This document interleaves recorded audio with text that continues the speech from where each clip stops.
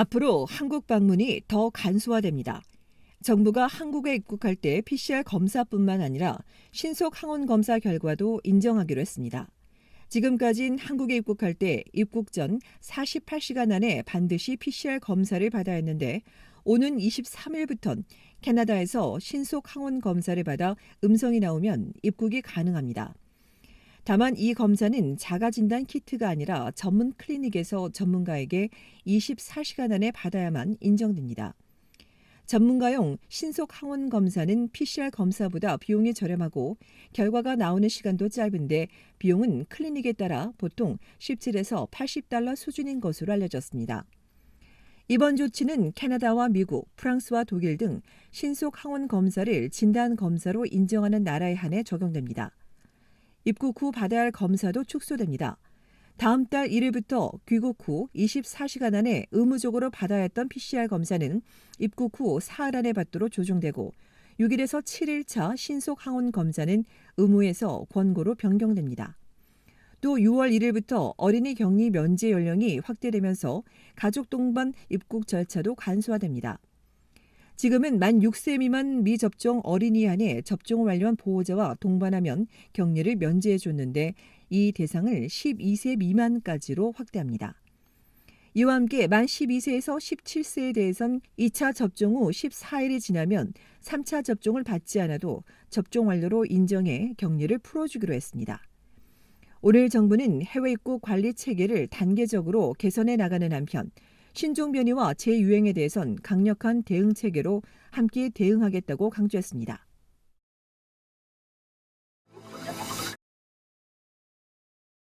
프란치스코 교황이 오는 7월 4박 5일간의 일정으로 캐나다를 방문합니다. 가톨릭 교회가 기숙학교에서 저지른 개탄스러운 행동을 공식 사과할 것으로 알려졌습니다. 아직 구체적인 일정은 나오지 않았으나 교황은 알버타주 에드먼튼과 퀘벡주 퀘벡시, 누나붓의 이퀄루이스를 방문하고 또 기숙학교 부지를 찾을 예정입니다. 브리티시 컬럼비아주 켐룹스와 위니펙 딕이 빠진 데 대해 교황청은 교황의 건강상의 문제로 지역을 제한해야 했다며 방문지 인근 원주민들과의 공개적인 만남의 기회는 가능할 것이라고 설명했습니다. 올해로 만 85세인 교황은 올 초부터 오랜 지병에 오른쪽 무릎 통증까지 더해져 상황이 악화되자 지난 3일 보강물 삽입 시술을 받았습니다. 이후 휠체어에 의지해 공식 석상의 모습을 드러내기도 했습니다.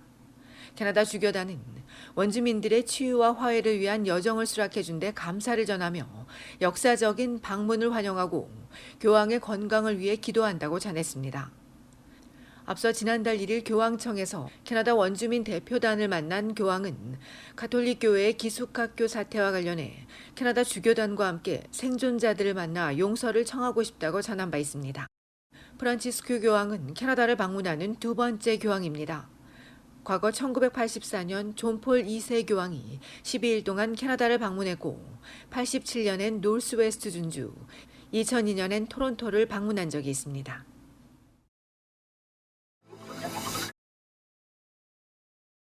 도시에 거주하는 젊은 층이 생활비를 감당하지 못하는 것으로 나왔습니다.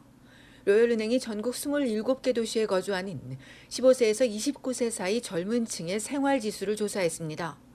그 결과 이들의 수입은 평균 생활비를 밑돌았으며 대도시로 갈수록 그 격차는 더 심해졌습니다. 예를 들어 온타리오주 토론토 젊은 층의 월 평균 수입은 2,732달러로 평균 생활비인 3,854달러에 크게 미치지 못했습니다. 이 밖에 해밀턴과 미시사가, 런던과 키치너 워터루 등도 소득에 비해 생활비가 많이 들어 적자 폭이 컸습니다.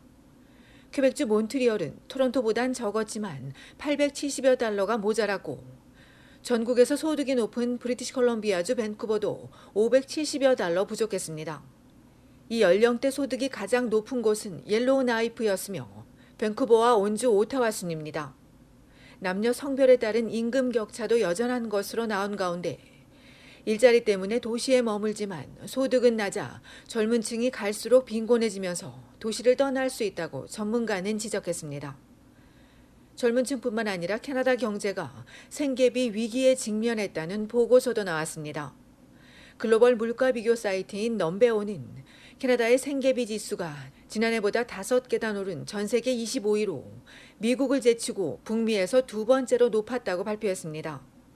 생계비 지수는 식료품과 의류, 교통과 통신 등의 가격 변동을 지수화해 생계비의 상승 또는 하락을 측정하는 물가지수입니다.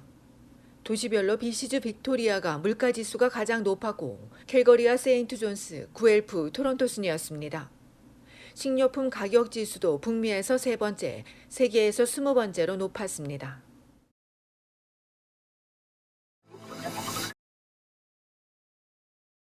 온타리오주의 한인 후보들이 슈퍼 캔버스를 앞두고 한인 동포들에게 적극 동참해 줄 것을 부탁했습니다. 슈퍼 캔버스는 온주 전 지역 선거구에서 한꺼번에 총력 유세를 벌이는 날입니다. 때문에 내일만큼은 그 어느 때보다 많은 봉사자들의 도움이 절실합니다. 이에 한인 후보들 캠프 측이 선거 유세 시작 시간을 알리고 많이 참여해 줄 것을 요청했습니다. 조성준 전 장관 캠프 측은 내일 오후 1시부터 6시까지 스카보로 놀스 지역구에서 함께 선거 유세를 벌일 계획입니다. 이보다 앞서 내일 오전 11시부터는 윌로우데일의 조성훈 전 부장관이 선거구를 돌며 유권자들을 만날 예정입니다. 조성훈 캠프 측은 또한 여러 분야에서 함께할 자원봉사자가 절실하다며 한인 사회에 도움을 호소했습니다.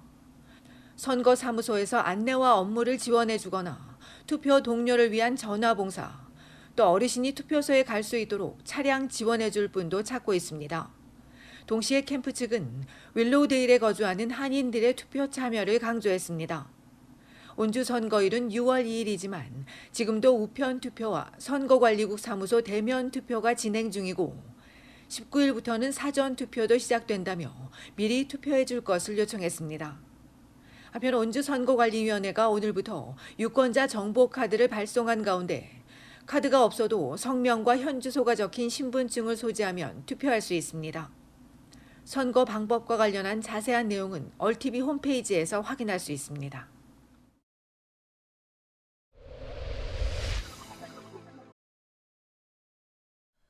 온타리오주 놀스역에 있는 학교 주차장에서 또 총기 사건이 발생했습니다. 어제 아침 11시 놀스역 동쪽에 위치한 빅토리아 파크 컬리지 고등학교 주차장에서 11학년 학생이 총에 맞았습니다. 경찰이 사건 현장에서 최소 6개의 탄피를 발견한 가운데 피해자로 알려진 17세 학생은 총상을 입은 뒤 여러 곳을 돌아다니다 병원으로 옮겨졌으며 중상을 입기는 했으나 다행히 생명엔 지장이 없는 것으로 알려졌습니다. 사건 발생 후 학교를 전면 통제한 경찰이 교내와 주차장, 운동장 등에 설치된 폐쇄 회로 등을 중심으로 조사하고 있습니다. 이번 총기 사건이 발생한 학교에선 앞서 지난해 11월엔 시비 끝에 벌어진 흉기 난동으로 14에서 16세 사이 학생 1명이 숨지고 2명이 부상을 입기도 했습니다. 교내 상담원을 배치한 토론토 교육청은 경찰과 긴급히 협조하고 있다며 아직 학교 내 보안을 강화할 필요까지는 없는 것으로 보인다고 전했습니다.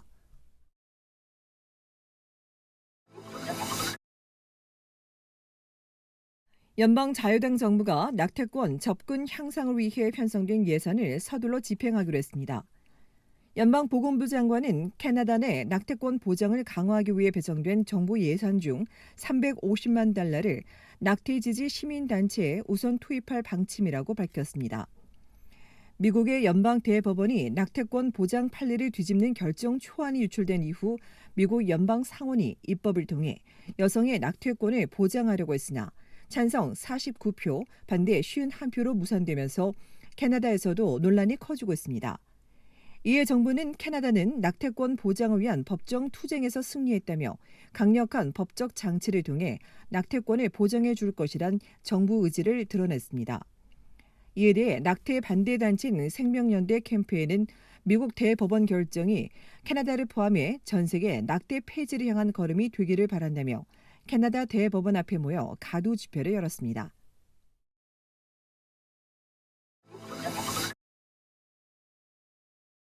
토론토 블루제이스의 류현진이 드디어 마운드에 복귀합니다. 부상자 명단에 올랐던 류현진은 약 한 달 만인 내일 미국 플로리다주 세인트 피터스버그 트로피카나 필드에서 열리는 템파베이 레이스전을 통해 복귀할 예정입니다.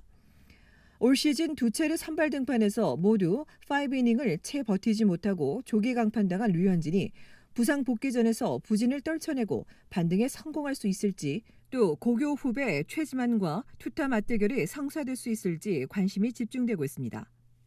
최근 타선 집중력이 크게 떨어지면서 4연패에 빠진 블루제이스가 류현진을 선발 투입하지만 긴 이닝을 소화하지 못할 수도 있다는 생각에 선발 투수 2명을 투입하는 피기백 시스템 전략을 준비할 것으로 알려졌습니다. 한편 가정의 달 5월을 맞아 류현진이 한국 소아암 어린이의 건강하고 행복한 삶을 위해 1억 원을 기부했으며 희귀 난치성 질환 환자 치료비로 지원될 예정입니다.